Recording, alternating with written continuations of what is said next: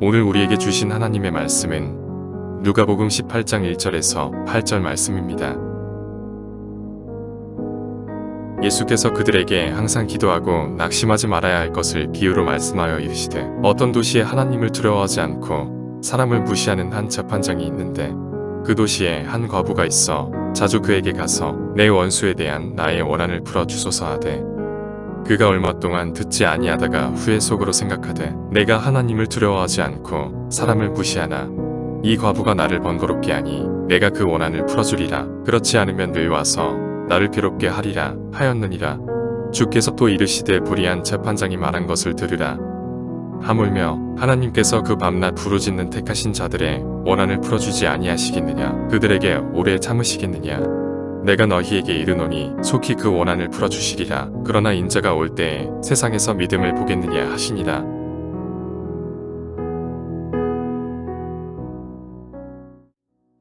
여러분, 우리 교단 대한예수교 장로회 합동교단에서 지난 2020년 10월에 한국인의 사회문화 의식이라고 하는 리서치를 한 적이 있습니다. 그리고 그 조사의 결과를 발표를 했는데요. 한마디로 말하면 우리 교단에서 사람들에게 이제 신앙에 관련된 질문을 던졌습니다. 그 중에 여러분의 상태는 어떤지 한번 스스로 점검해 보시길 바랍니다. 하루 중 신앙생활을 어떻게 하고 있느냐라고 하는 질문에 하루 중 신앙생활을 전혀 하지 않는다라고 대답한 응답률이 41.4%였습니다. 10명 중에 4명이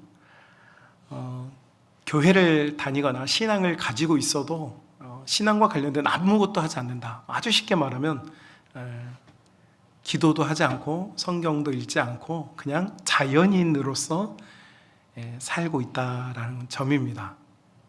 안타깝죠. 41.4%, 참 안타까운 수치입니다. 교인의 반은 지금 하루에 성경 1장도 읽지 않고 기도를 1분도 하지 않고 있다라고 하는 충격적인 사실입니다. 소위 우리가 이제 믿음이 있다라고 하는 것을 기준으로 우리 한국교회가 전통적으로 뭐 새벽 예배라든지 3일 뭐 구역 금요 철야 뭐 주일 예배 참석 이런 이제 것들을 우리가 소위 믿음 있는 믿음 생활이 이렇게 말하는데, 1시간 정도의 이제 뭐 새벽 예배를 드렸다든지 큐티를 한다든지 성경을 뭐 몇 장이라도 읽었다든지 이렇게 이제 하는 신앙 생활을 하고 있는 이 비율이 현재 3.9%, 100명 중에 4명 많이 지금 소위 우리가 알고 있는 상식적인 신앙생활을 하고 있는 것 같아요. 아니, 같아요가 아니라 사람들이 그렇게 양심껏 그렇게 고백을 했어요.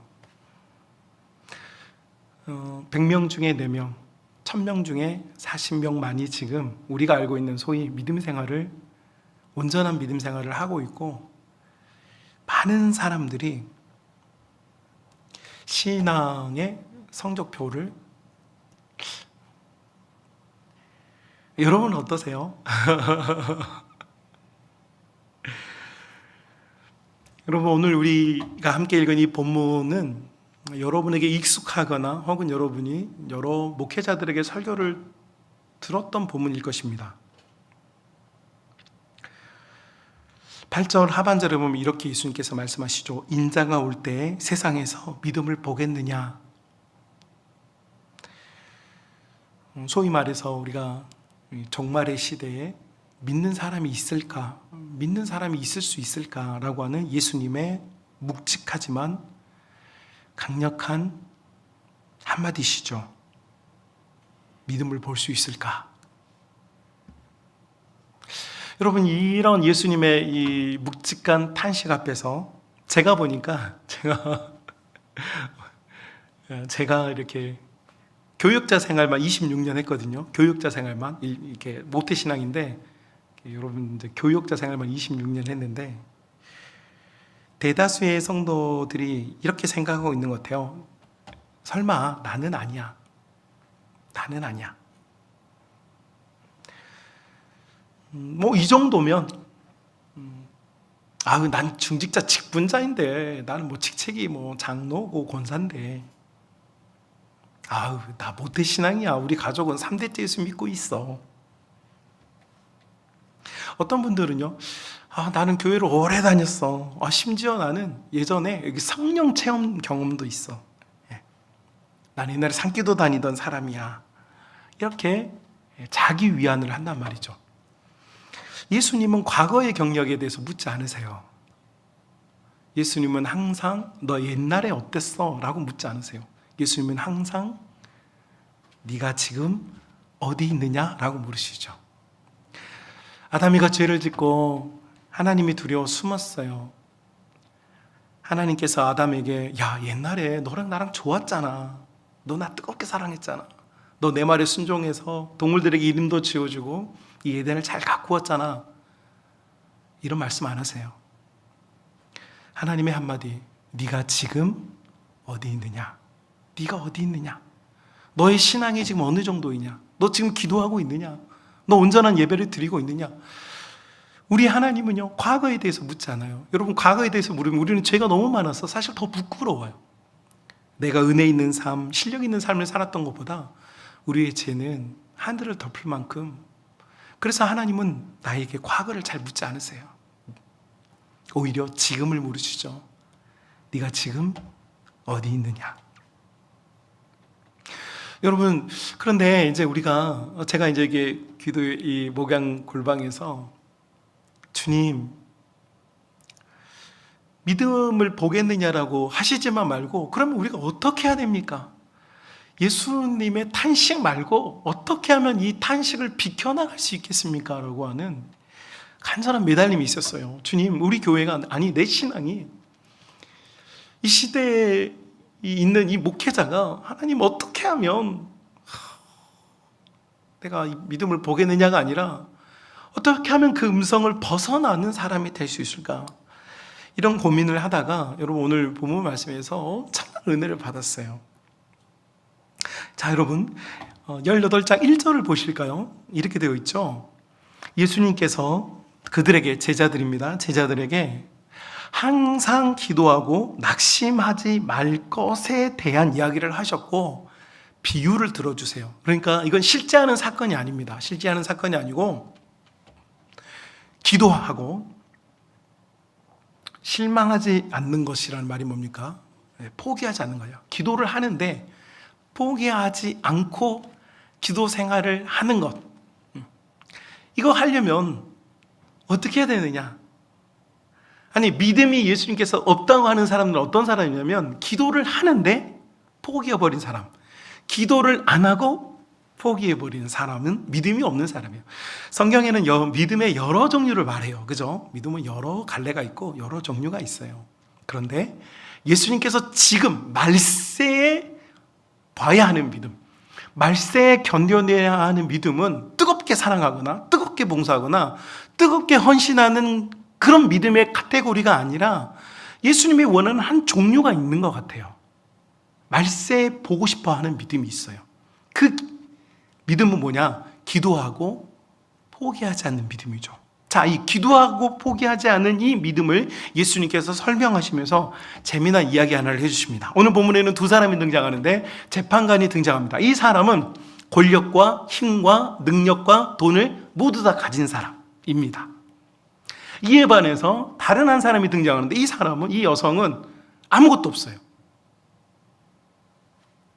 심지어 여러분 본문 3절에서 이 여성이 가지고 있는 정체성이 뭐냐면 참 송구한 표현이지만 과부, 이렇게 홀로된 여성이다. 우리가 성경 여러 곳에서 홀로된 여성이 아무것도 가지지 못했다는 사실에 대해서 우리는 잘 알고 있어요. 당시 사회적인 지위라든지 권능이라든지 그 사회에서 살아남기 위한 여러 가지의 조건이 사회 보장이 아무것도 안 되는 상태가 바로 홀로된 여성들이었죠. 자, 그러니까 예수님은 극단적인 두 사람을 보여줘요. 한 사람은 모든 걸 다 가진 사람, 한 사람은 아무것도 가지지 못한 사람. 자, 그런데 이 두 사람이 이제 투쟁을 합니다. 이 두 사람이 싸워요. 어떤 싸움을 하느냐? 이 모든 걸 다 가진 사람은 거절합니다. 이 사람은 너무 이기적인 사람이어가지고 일단은 너무 이기적이어서 하나님도 없어요. 사람도 없어요. 안중이 없어요. 나는 오직 나만 행복하면 돼요. 나만 즐거우면 되고 나만 기쁘면 되고, 그래서 모든 중심이 자기 자신이에요. 완전 이기주의자. 이에 반해서 이 여성은 아무것도 가진 게 없는데 유일하게 하나를 가졌어요. 그것이 무엇이냐? 오늘 본문 5절에 보면 뭐라고 나오냐면, 이 여성은 매일 찾아오는 포기하지 않는 집중력을 가졌어요. 자, 여러분, 이 극단적인 두 사람을 통하여서 예수님께서 우리에게 보여주세요. 금이나 은이나 돈이나 명예나 건강을 다 가진 사람과 아무것도 가지지 못했지만 한 가지, 포기하지 않는 집중력을 가진 사람, 이 두 사람이 투쟁을 합니다. 이 두 사람이 투쟁을 하는데 결국 누가 이깁니까? 누가 이기는 것 같습니까? 5절에 보니까 아무것도 없는, 포기하지 않는 여성이 이깁니다. 여러분, 끝까지 포기하지 않는 사람이 승리자가 되는 것입니다. 여러분, 힘을 가진 사람이 아닙니다. 권능을 가진 사람이 아닙니다. 돈을 가진 사람이 이기는 것이 아닙니다. 포기하지 않는 사람이 이기는 것입니다. 여러분, 믿음으로 기도했다면, 믿음으로 구하고 있다면 포기하지 마시기 바랍니다. 여러분, 진정한 믿음은 포기하지 않는 것에 있습니다. 그런데 사람들이 점점 더 포기가 빨라지고 있다는 거예요. 세상이 워낙 스피드하게 바뀌고 상황이 바뀌고 정부가 바뀌면서 집값이 3배, 5배 폭등하면서 모든 것이 너무 바뀌니까 사람들이 생각에 하나님도 이렇게 쉽게 바뀔 거라고 생각해요. 하나님도 쉽게 나의 삶을 바꿀 거라고 생각해요. 여러분, 이것은 잘못된 생각입니다. 우리 하나님께서는요, 하나님의 길을 가고 계십니다. 하나님께서 승리의 길, 믿음의 길, 구원의 길을 우리에게 열어주셨고, 우리는 순전하고 진실하게 주님께서 열어주신 이 길을 반듯하게 걸어가는 것, 이것이 진정한 믿음이라는 사실을 여러분 꼭 붙잡을 수 있기를 주님의 이름으로 축복합니다. 여러분, 내가 원하는 대로 하나님 바뀌는 게 아닙니다. 하나님께서 원하시는 대로 내가 바뀌는 것이, 이것이 믿음입니다. 기도하러 가는 것은 내가 하나님을 설득하는 것이 아닙니다. 하나님께서 나를 설득하시도록 내가 시간을 드리는 것이고 그분 앞에 내가 복종하는 것이 여러분 기도입니다. 놀랍게도 나는 멸치 한 마리를 원하지만 하나님께서는 거대한 범거래를 준비해 놓으셨습니다. 여러분, 우리의 인생에 우리는 작은 것을 구하려고 하지만 우리 하나님께서는 우리가 구할 수조차 없는 위대한 일들을 준비해 놓고 계신 줄로 믿습니다. 여러분, 한번 잘 생각해 보십시오. BC 586년에 예루살렘 성문이 불타고 바벨론이라는 제국에 의해서 나라가 망했습니다. 이때 1차로 이 성문이 불탔을 때 끌려갔던 사람 중에 이 예루살렘에서 바벨론까지 약 1200km 정도 되는데, 이때 끌려갔던 사람 중에 다니엘이라고 하는 사람이 있었습니다. 나라가 망했습니다. 귀족이었고 사랑받았던 다니엘, 앞날이 창창했던 다니엘의 미래가 끝나버렸어요. 여러분, 이 바벨론의 포로로 끌려가면서 무슨 생각을 하겠습니까? 여러분이랑 무슨 생각을 하겠어요? 우리는 지금 무슨 생각을 하고 있습니까? 코로나라고 하는 점령군에서 우리가 지금까지 읽어왔던 모든 신앙의 생태계가 파괴되었습니다. 교회 예배당의 문이 불타버렸어요. 여러분, 주일 성수라고 하는, 어쩌면 우리가 아주 진실하게 지켜보려고 했던 우리 모든 신앙의 여건들이 다 불탔습니다. 공격당해서 다 잃어버렸어요. 우리는 포로로 끌려가는 것처럼 정부가 제하는 방역수칙을 지킨다는 비명 아래, 여러분, 우리는 지금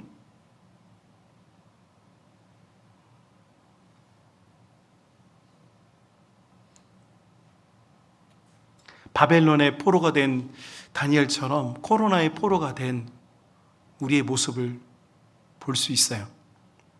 그런데 여러분, 제가 기도의 골방 목양실에서 그런 고민을 했어요. 기도하면서, 주님, 성문이 불타고 우리가 이 자유롭게 누렸던 모든 신앙의 자유들을 박탈당했는데 우리는 지금 어떻게 해야 할까요? 라고 하는 질문을 주님께 드릴 때 주님께서 던져주는 하나의 그림, 바벨론으로 끌려갔던 수많은 사람들이 문화가 바뀌고 토양이 바뀌고 음식이 바뀌어요. 여러분, 언어가 바뀌어요. 문화, 생활 습관이 바뀌어요. 바뀔 수밖에 없죠. 다른 나라로 다 끌려갔는데. 그런데 다니엘이 던졌던 의미심장한, 여러분, 그의 선언을 한번 생각해 봅시다. 다니엘이 어떤 선언합니까? 나는 이방인의 신전에 드려졌던 왕의 음식을 먹지 않겠다라고 하는 선언이었습니다. 여러분, 이거 아주 성경에 있는 그냥 동화라고 생각하면 아주 그냥 뭐 그럴듯한 이야기일지 모르지만, 여러분, 우리 일상의, 우리 신앙의 삶을 한번 생각해 봅시다.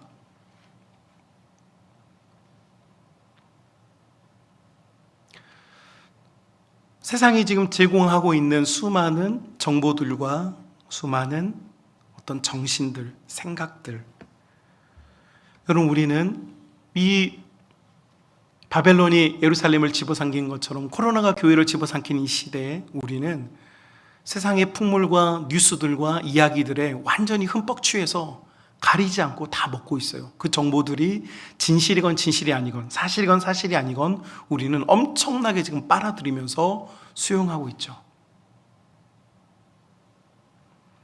그러나 다니엘은 세상이 주는 수많은 정보와 그 사실들을 먹지 않고 오히려 나는 이제 더 본질적인 하나님의 말씀만을 먹겠다, 하나님이 주시는 메시지만을 나의 음식으로 삼겠다라고 하는 결단을 선언하는 모습을 볼 수 있습니다. 여러분, 지금 제가 여러분과 함께 말씀을 나누고 설교하는 게 여러분에게 더 파급력이 있습니까? 아니면 여러분 빰빠밤 빠바바밤 하면서 9시 되면 나오는 KBS 뉴스나 MBC 뉴스가 여러분에게 더 파급력이 있습니까? 누구를 더 신뢰하십니까? 여러분이 지금 누구에게 더 집중하고 있습니까? 누구의 말이 여러분의 삶을 지금 이끌어가고 있습니까?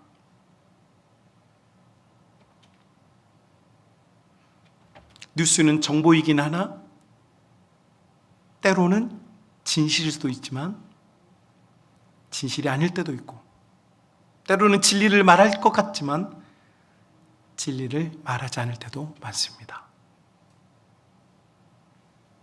그럼에도 불구하고 우리는 지금 세상에서 쏟아나오는 수많은 정보를 먹고 마심으로 우리가 정말로 취사 선택해서 선택해야 될 하나님의 말씀은 그 영향력과 가치를 상실하고 있지는 않습니까? 여러분, 그런데 다니엘은 선언했어요. 다른 선언은 아닙니다. 나는 음식을 골라 먹겠다. 이게 선언이에요, 여러분. 믿음이요, 별다른 거 아닙니다. 나는 내가 이 세상을 살면서 내가 정말로 먹어야 할 음식을 하나님의 음식으로 내가 정해놓고 먹겠다. 나는 하나님의 말씀을 내 영혼과 내 삶과 우리 가정과 우리의 자녀들과 우리 가문의 가장 가치 있는 존재로 여기겠다. 여러분, 이 선언을 할 때 하나님께서 그를 집중하는 거죠. 수많은 포로들이 있었고 수많은 사람들이 있지만 하나님께서 집중하는 사람은요, 나는 하나님만 먹겠다라고 선언하는 사람이었어요. 그리고 무슨 일을 합니까? 여러분, 다니엘서의 전반적인 이야기를 여러분 음식을 먹고 안 먹고가 중요한 게 아니라 하나님께서 다니엘을 어떻게 쓰는지가 중요해요. 여러분, 어떻게 씁니까? 1차 포로 때 잡혀갔던 다니엘이 이렇게 음식을 가리겠다라고 하는 선언을 통하여서 나는 음식을 아무거나 먹지 않겠다, 나는 하나님의 말씀이 담긴 음식을 먹겠다라고 하는 선택을 할 때 하나님께서 그를 집중해요. 그를 보아요. 그런 교회를 보아요. 그런 목회자를 보고 그런 성도를 보아요. 그런 성도에게 하나님께서 어떻게 하십니까? 여러분, 예루살렘이 한 번에 망한 것이 아니라 2차, 3차에 걸쳐서 최종적으로 예루살렘이 망하는데 2차, 3차 때 나라가 완전히 없어져요. 그리고 완전히 없어졌을 때 무슨 일이 일어났냐면 이스라엘에는 정말로 배우지 못한 분들과 정말로 가진 것이 없는, 참 죄송한 표현입니다만 그지들만 남았어요. 그리고 여러분 같은 평범한 시민들은 다 포로로 끌려갔습니다. 자, 여러분, 적국에서 끌려온 포로를 어떻게 대우하면 좋겠습니까? 평안하고 안락하게 행복하게 살게 해주겠습니까? 그렇지 않겠죠. 그런데 여러분, 놀랍게도 이스라엘 백성들은 어디에 정착하게 되느냐면 그발 강가라고 하는 곳에 정착하게 됩니다. 그발 강가는 어디냐? 여러분, 바벨론이라고 하는 이 바벨론 대제국의 수도는 바벨론 시티입니다. 이 바벨론 시티 주변에는 한강처럼 강이 없어요. 원래 우리는 전 세계 있는 모든 수도는 다 강을 끼고 있죠.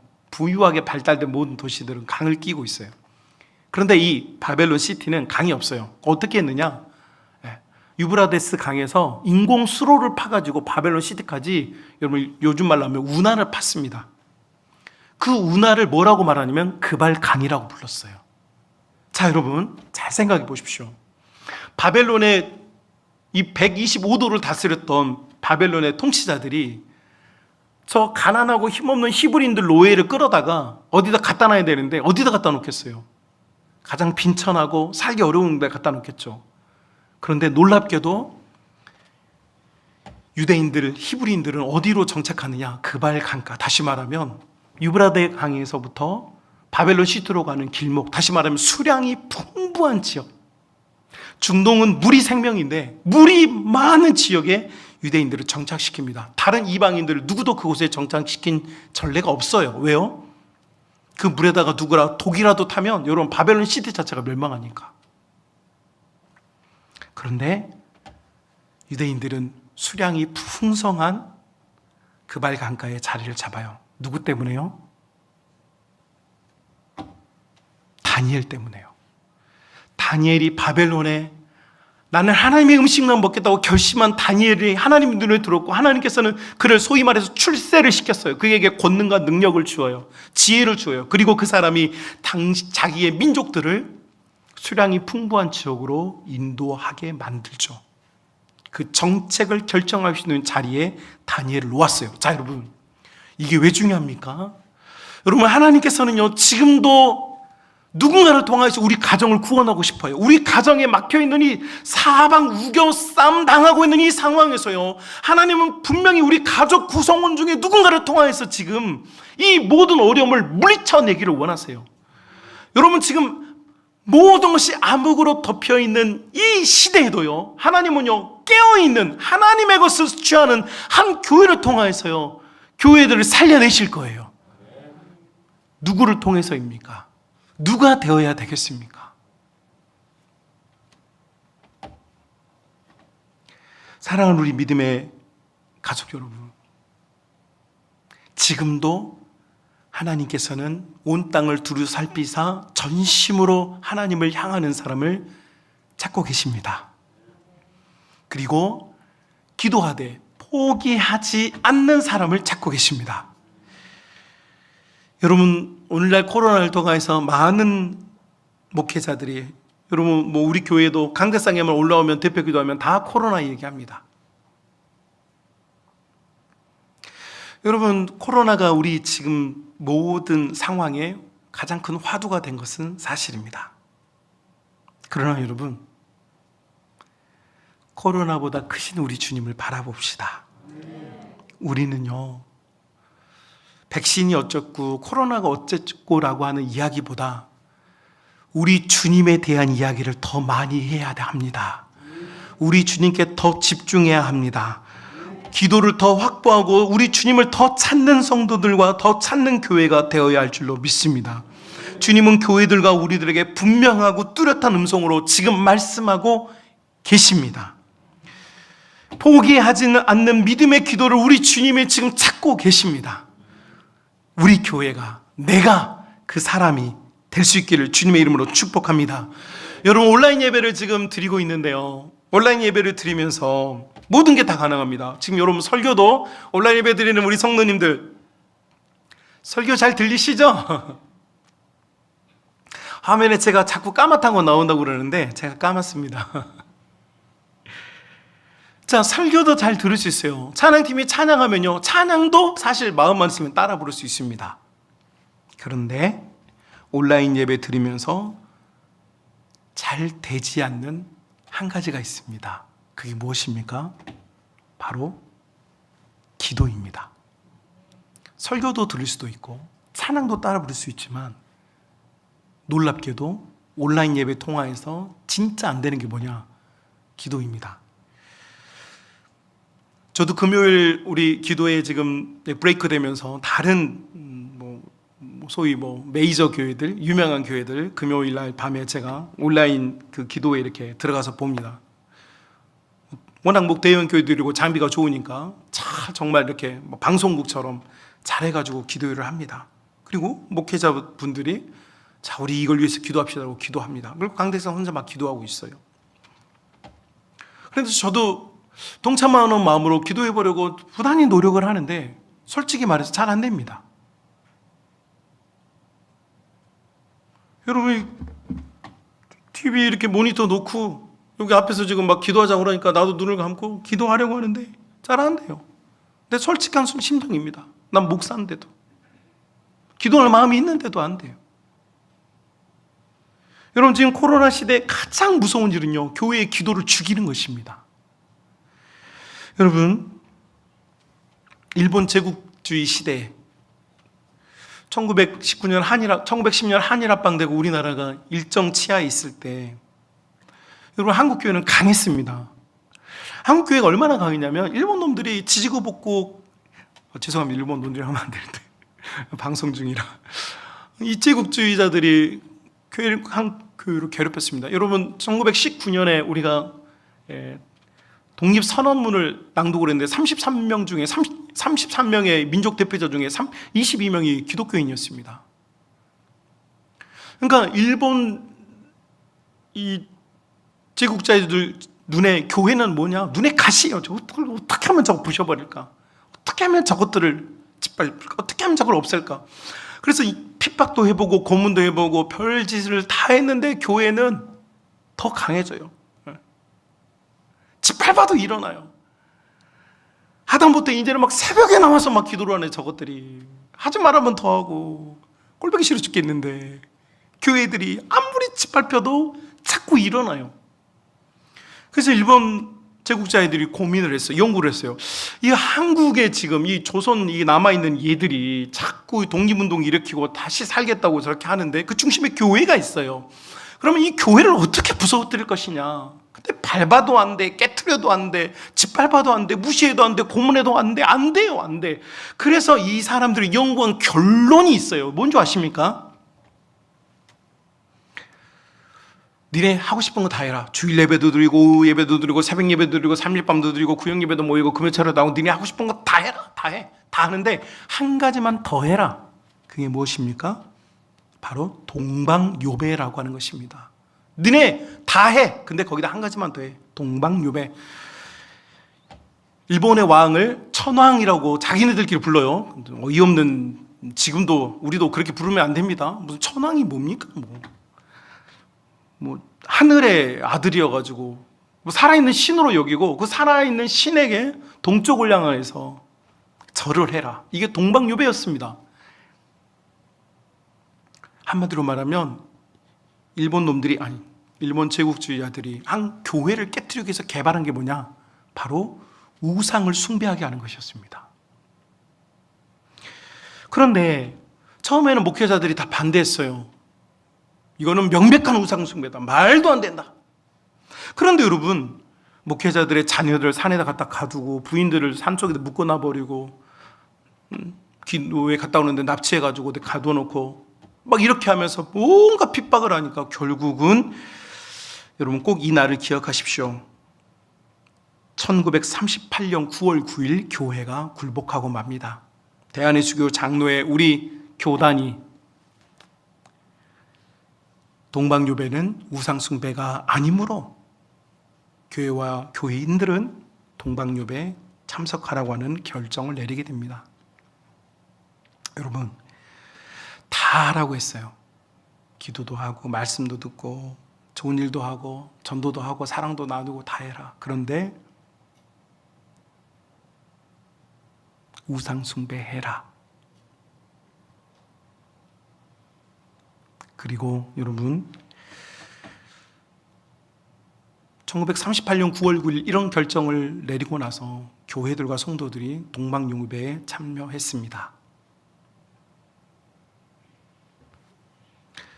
그런데 여러분 정확히 12년 후에 우리 민족 역사상 고조선으로부터 조선시대까지 4,000년 역사 속에 가장 비극적인 일이 일어납니다.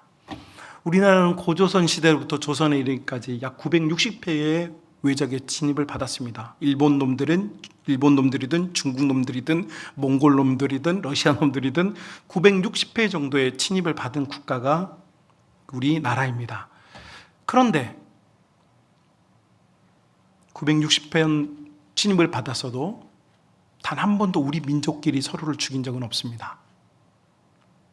정확히 12년 후에 1950년 6월 25일 이 민족은 한민족 역사상 처음으로 형제가 형제를 죽이고 아버지가 자녀를 죽이고 아들이 어머니를 죽이는 동족상잔의 역사를 맞이하게 됩니다. 저는 이것은 물론 개인적인 제가 역사를 보는 관점입니다. 여러분, 왜 이런 일이 일어났을까요? 저는 이 코로나 시대에 교회를 향하신 주님의 마음을 우리가 다시 일으켜야 된다고 믿습니다. 우리의 믿음을 다시 재건해야 합니다. 여러분, 우리는 코로나를 핑계 삼아서 기도를 죽이고 있고 예배를 죽이고 있고 우리의 신앙을 지금 죽이고 있습니다.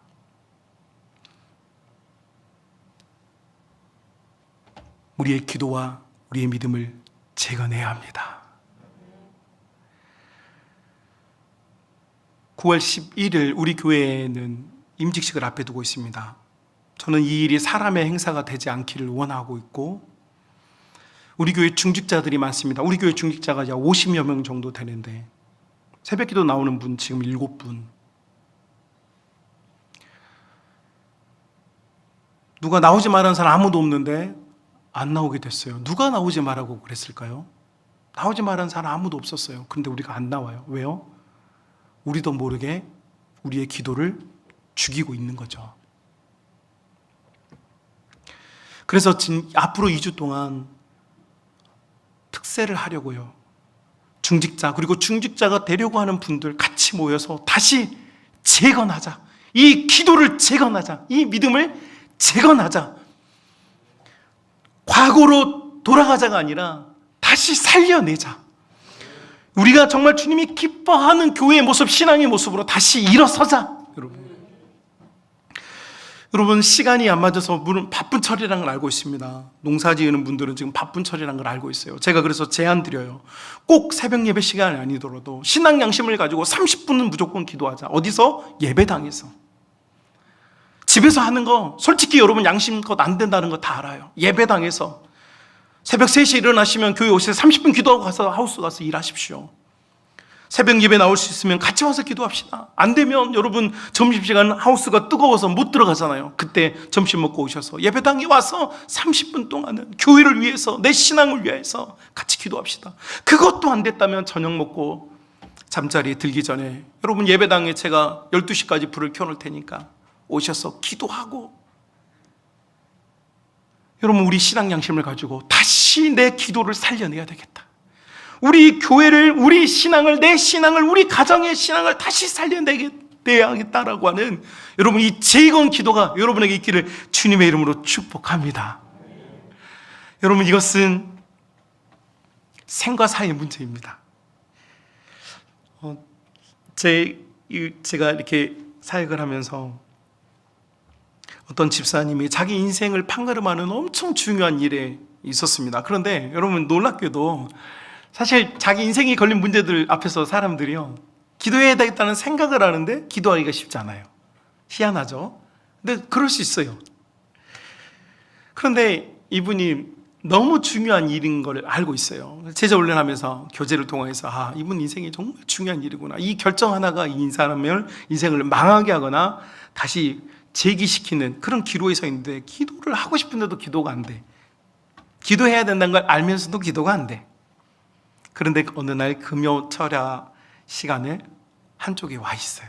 제가 마음이 너무 기뻐서 기도 시간에 찾아갔어요. 그리고 그분을 위하여서 안수하며 같이 기도했어요. 입이 떨어지지 않고 말이 나오지 않고 뭘 기도해야 될지 몰라서 답답은 한데 입이 열리지 않았던 이 집사님이 강력한 성령의 임재를 느꼈어요. 그리고 나서 그 다음날 새벽 예배 나왔어요. 그런데 하나님의 음성이 들려요. 그분이 나중에 간증문에 써놨더라고요. 그래서 알았어요. 근데 뭐라고 들려냐면 무릎을 꿇어라. 그래서 이 집사님이 예배당 바닥에 무릎을 꿇었어요. 무릎을 꿇는데 주님께서 그때부터 이 집사님을 만져주기 시작하는 거예요.